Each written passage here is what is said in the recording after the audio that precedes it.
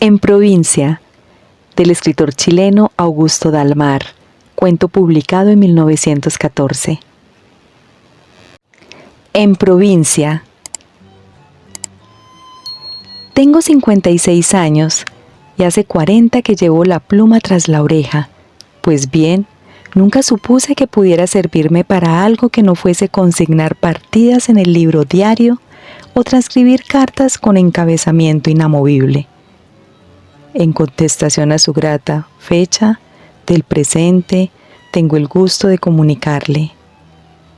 Y es que, salido de mi pueblo a los 16 años, después de la muerte de mi madre, sin dejar afecciones tras de mí, viviendo desde entonces en este medio provinciano, donde todos nos entendemos verbalmente, no he tenido para qué escribir. A veces lo hubiera deseado, me hubiera complacido que alguien en el vasto mundo recibiese mis confidencias, pero ¿quién? En cuanto a desahogarme con cualquiera, sería ridículo. La gente se forma una idea de uno y le duele modificarla. Yo soy, ante todo, un hombre gordo y calvo y un empleado de comercio, Borja Guzmán, tenedor de libros del Emporio Delfín. Buena la haría saliendo ahora con revelaciones sentimentales. A cada cual se le asigna, o escoge cada cual su papel en la farsa, pero precisa sostenerlo hasta la postre. Debí casarme y dejé de hacerlo. ¿Por qué? No por falta de inclinaciones, pues aquello mismo de que no hubiera disfrutado de un hogar a mis anchas, hacía que soñase con formarlo. ¿Por qué entonces? La vida, la vida. El viejo Delfín me mantuvo un honorario que el heredero aumentó, pero que fue reducido apenas cambió la casa de dueño. 3 ha tenido, y ni varió mi situación, ni mejoré de suerte. En tales condiciones se hace difícil el ahorro, sobre todo si no se sacrifica el estómago. El cerebro, los brazos, el corazón, todo trabaja para él, se descuida y cuando quisiera establecerse ya no hay modo de hacerlo. ¿Es lo que me ha dejado soltero? Sí, hasta los 31 años, que de ahí en adelante no se cuenta. Un suceso vino a clausurar a esa edad mi pasado, mi presente y mi porvenir, y ya no soy sino un muerto que hojea su vida. Aparte de esto, he tenido poco tiempo de aburrirme. Por la mañana, a las 9, se abre el almacén, interrumpe su movimiento para el almuerzo y la comida, y al toque de retreta se cierra. Desde esa hasta esta hora, permanezco en mi piso giratorio con los pies en el travesaño más alto y sobre el bufete los codos forrados en percalina. Después de guardar los libros y apagar la lámpara que me corresponde, cruzo la plazoleta y a una vuelta de llave se franquea para mí una puerta. Estoy en mi casa. Camino a tientas, cerca de la cómoda hago luz. Allí a la derecha se halla siempre la bujía. Lo primero que veo es una fotografía sobre el papel celeste de la habitación. Después, la mancha blanca del lecho, mi pobre lecho, que nunca sabe disponer Verónica y que cada noche acondiciono de nuevo. Una cortina de cretona oculta la ventana que cae a la plaza. Si no hace demasiado frío, la retiro y abro los postigos. Y si no tengo demasiado sueño, saco mi flauta de su estuche y ajusto sus piezas con vendajes y ligaduras.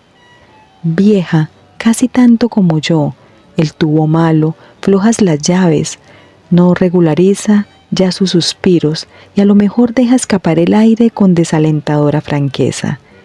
De pie ante el alféizar, acometo una serie de trinados y variaciones para tomar la embocadura y enseguida doy comienzo a la elegía que le dedico a mis muertos. ¿Quién no tiene los suyos, esperanzas o recuerdos? La pequeña ciudad duerme bajo el firmamento. Si hay luna, puede distinguirse perfectamente el campanario de la parroquia, la cruz del cementerio o la silueta de alguna pareja que se ha refugiado entre las encinas de la plaza, aunque los enamorados prefieren mejor el campo, de donde llega el coro de las ranas con rumores y perfumes confusos. El viento difunde los gemidos de mi flauta y los lleva hasta las estrellas. las mismas que hace años y hace siglos amaron los que duermen en el polvo. Cuando uno cruza el espacio, yo formulo un deseo invariable. En tantos años se han desprendido muchas y mi deseo no se cumple. Toco, toco, son 2 o 3 motivos melancólicos. Tal vez supe más y pude aprender otros, pero estos eran los que ella prefería, hace un cuarto de siglo, y con ellos me he quedado. Toco, toco, al pie de la ventana, un grillo que se siente estimulado se afina interminablemente. Los perros ladran a los ruidos y a las sombras. El reloj de una iglesia da 1 hora. En las casas menos austeras cubren los fuegos y hasta el viento que transita por las calles desiertas pretende apagar el alumbrado público. Entonces, si penetra una mariposa a mi habitación, abandono la música y acudo para impedir que se precipite sobre la llama. ¿No es el deber de la experiencia? Además, comenzaba a fatigarme. Es preciso soplar con fuerza para que la inválida flauta responda, y con mi volumen excesivo yo quedo jadeante. Cierro pues la ventana, me desvisto y en gorro y zapatillas, con la palmatoria en la mano, doy, antes de meterme en cama, una última ojeada al retrato. El rostro de Pedro es acariciador, pero en los ojos de ella hay tal altivez que me obliga a separar los míos. 4 lustros han pasado y se me figura verla así me miraba. Esta es mi existencia desde hace 20 años. Me han bastado para llenarla un retrato y algunos aires antiguos, pero está visto que conforme envejecemos nos tornamos exigentes. Ya no me bastan y recurro a la pluma. Si alguien lo supiera, si sorprendiese a alguien mis memorias, la novela triste de un hombre alegre, Don Borja, el del Emporio del Delfín, si fuesen leídas, pero no. Manuscritos como este, que vienen en reemplazo del confidente que no se ha tenido, desaparecen con su autor. Él los destruye antes de embarcarse, y algo debe prevenirnos cuando, de otro modo, no se comprende que en un momento dado, no más particular que cualquiera, menos tal vez que muchos momentos anteriores, el hombre se deshaga de aquel algo comprometedor pero querido, que todos ocultamos, y al hacerlo ni sufra ni tema arrepentirse. Es como el pasaje que una vez tomado, nadie posterga su viaje. ¿O será que partimos precisamente porque ya nada nos detiene? Las últimas amarras han caído. El barco zarpa.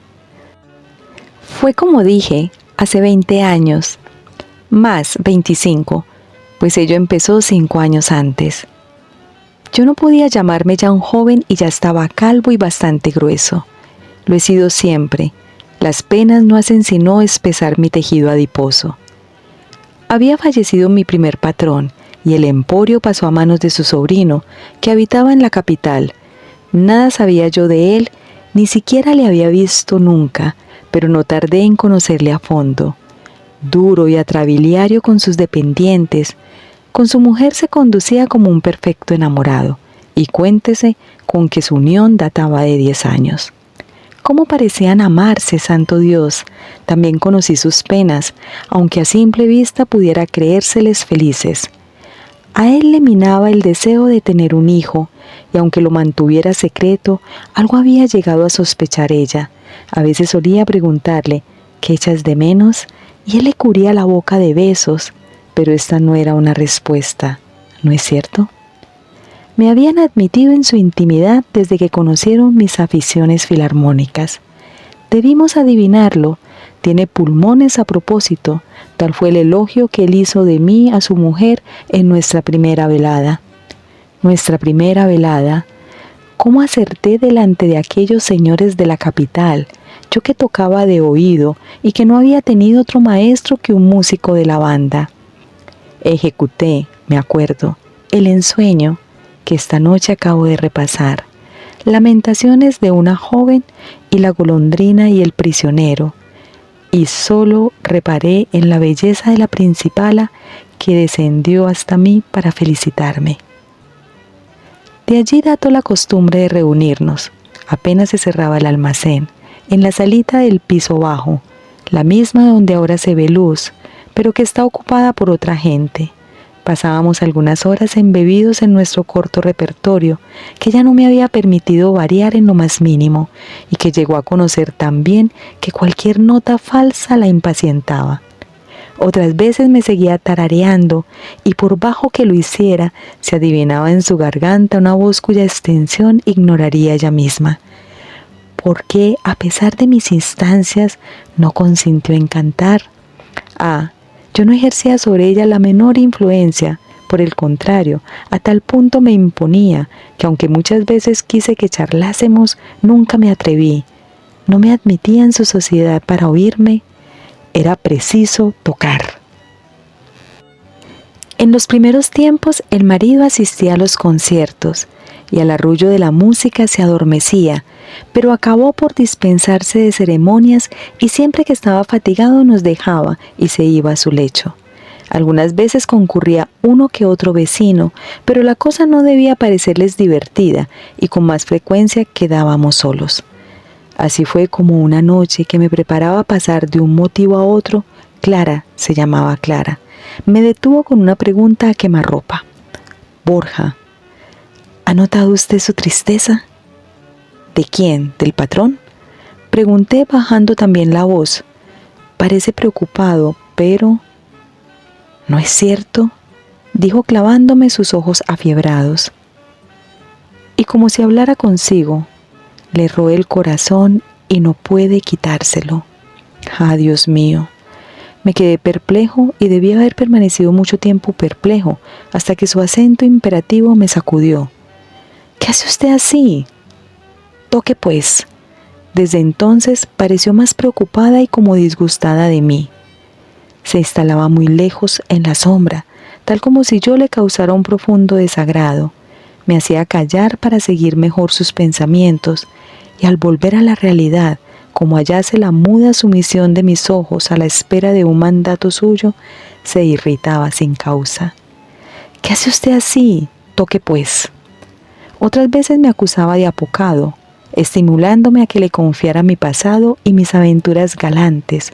Según ella, yo no podía haber sido eternamente razonable, y alababa con ironía mi reserva, o se retorcía en un acceso de incontenible hilaridad. San Borja, tímido y discreto.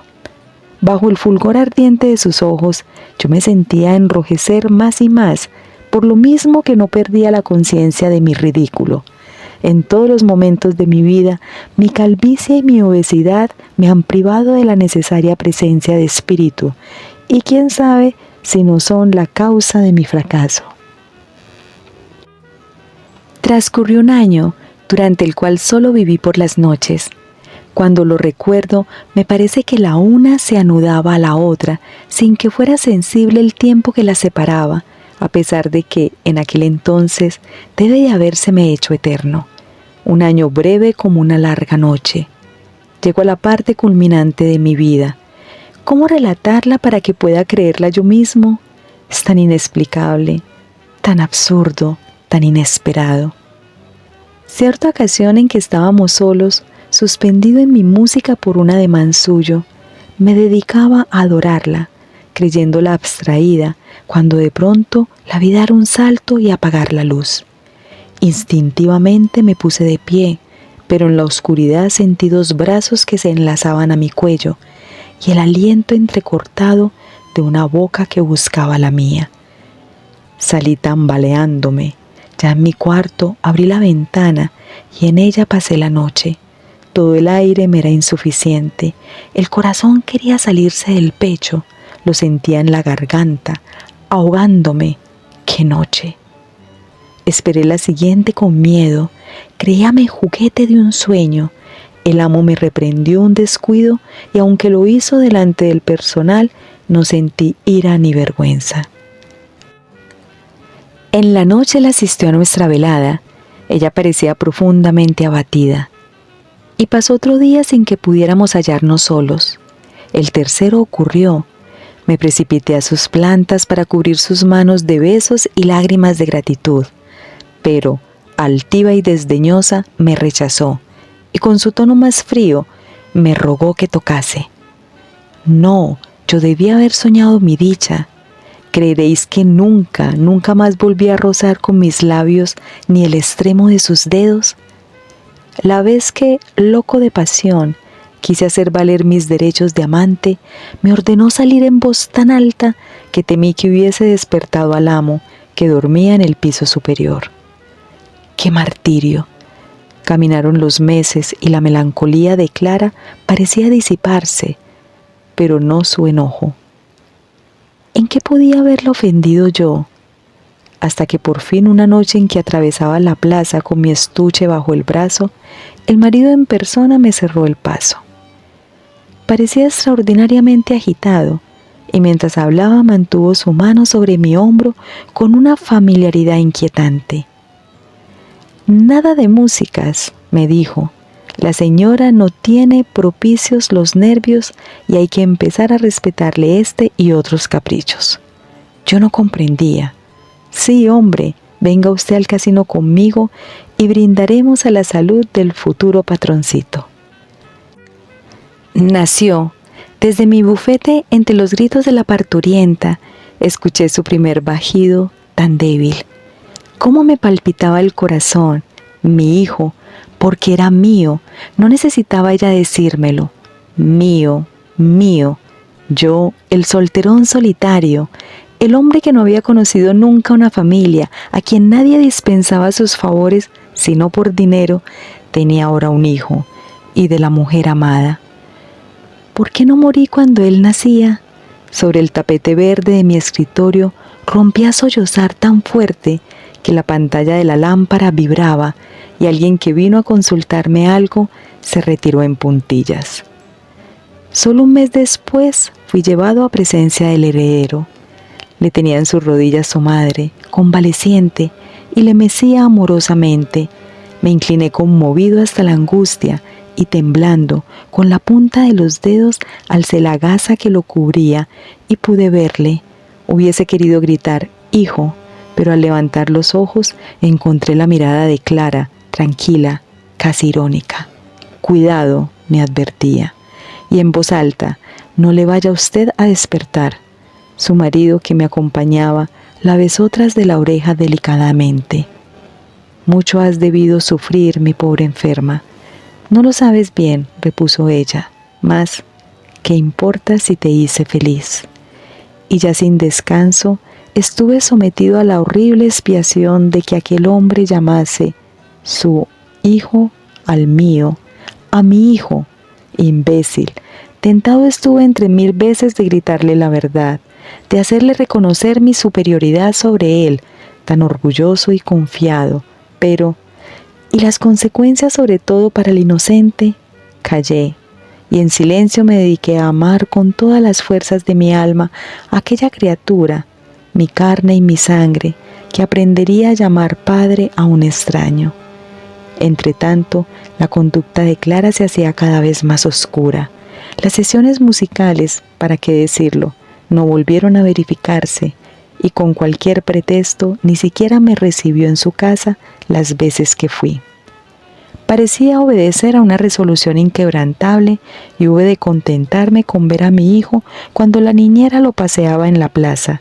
Entonces los dos, el marido y yo, le seguíamos desde la ventana de la oficina y nuestras miradas húmedas y gozosas se encontraban y se entendían. Pero andando esos 3 años memorables, y a medida que el niño iba creciendo, me fue más fácil verlo, pues el amo, cada vez más chocho, lo llevaba al almacén y lo retenía a su lado hasta que venían en su búsqueda. Y en su búsqueda vino Clara una mañana que yo lo tenía en brazos, nunca he visto arrebato semejante, como leona que recobra su cachorro, lo que me dijo más bien me lo escupía al rostro. ¿Por qué lo besa usted de ese modo? ¿Qué pretende usted, canalla? A mi entender, ella vivía en la inquietud constante de que el niño se aficionase a mí o de que yo hablara. A ratos, estos temores sobrepujan a los otros y para no exasperarme demasiado, dejaba que se me acercase, pero otras veces lo acaparaba, como si yo pudiese hacerle algún daño. Mujer enigmática, jamás he comprendido que fui para ella, capricho, juguete o instrumento. Así las cosas, de la noche a la mañana llegó un extranjero, y mediodía pasamos revisando libros y facturas.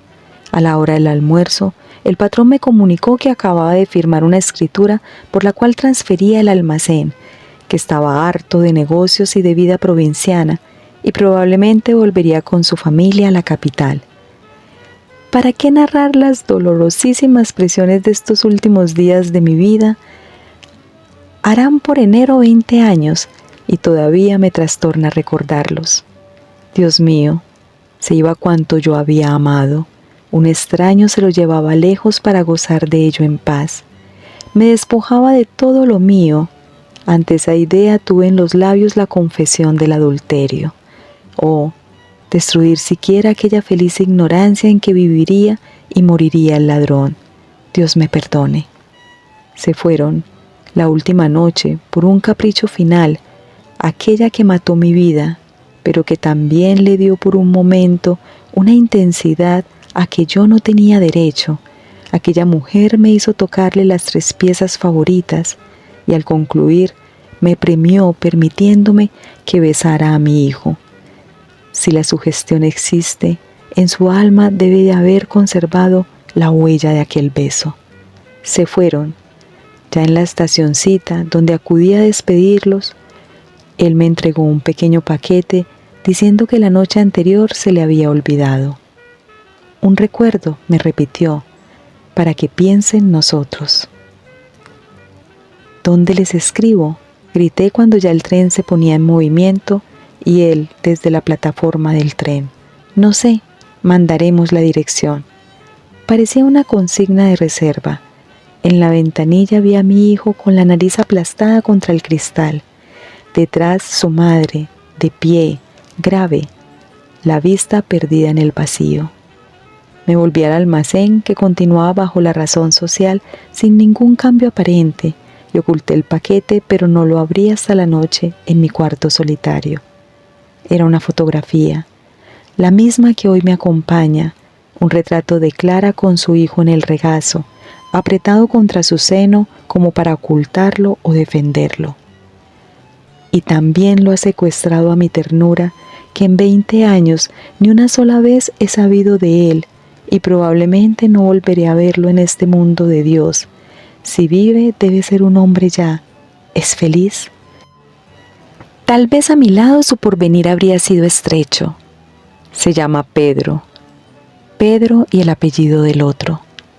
Cada noche tomo el retrato, lo beso y en el reverso leo la dedicatoria que escribieron por el niño. Pedro a su amigo Borja. Su amigo Borja. Pedro se irá de la vida sin saber que haya existido tal amigo. Fin. Augusto Goemine Thompson, llamado Augusto Dalmar, nació en 1882, escritor chileno. Perteneció a la generación de 1900, colaboró en los periódicos La Tarde y La Ley y dirigió la revista Luz y Sombra. En 1904, con otros intelectuales y escritores, fundó la colonia tolstoyana, que abogaba por el contacto con la naturaleza y por el trabajo de la tierra. Ejerció labores diplomáticas y periodísticas en Calcuta, Madrid, París, Londres, Ámsterdam, El Cairo, Estambul y Perú. En 1936 creó la Unión para la Victoria en favor de la República Española. Dalmar cultivó todos los géneros. Es autor de novelas: Juana Lucero, 1902, Pasión y muerte del cura Deusto, 1924, Capitanes sin barco, 1934, de narraciones: Los alucinados, 1917, Cristián y yo, 1946, y poemarios: Palabras para canciones, 1942. Se le deben asimismo diversos ensayos, entre ellos La Mancha de Don Quijote, 1934, evocación de un viaje por los escenarios de Don Quijote de la Mancha, y libros de memorias como Rubén Darío y Los americanos en París, 1941. Es considerado uno de los iniciadores de la tendencia literaria llamada imaginismo, que nació como alternativa al criollismo de la mayoría de los escritores de la época. Ganó en 1942 el Premio Nacional de Literatura, creado ese mismo año. La crítica lo consideró como uno de los nombres más importantes de la literatura chilena. Su prestigio alcanzó amplios círculos intelectuales europeos, aunque sus obras completas, que no recogen con exhaustividad toda su producción, se publicaron entre 1934 y 1935. Entre su obra no recopilada se encuentra una serie considerable de artículos, crónicas y relatos publicados en Chile, España y Argentina desde 1899 hasta 1950. Los temas son diversos: la política interna de Chile, la Guerra Civil Española, los acontecimientos sobresalientes en la sociedad chilena, comentarios sobre libros, crítica de teatro, etc. Augusto Dalmar murió en Chile en 1950. Gracias por escuchar. Narradores: Marilena Gil y Fernando Gutiérrez. Libromante es un proyecto enfocado en la difusión de obras literarias. Suscríbete y siempre recibirás nuestro contenido. Deja un like y esto nos ayuda a llegar a más personas. Muchas gracias.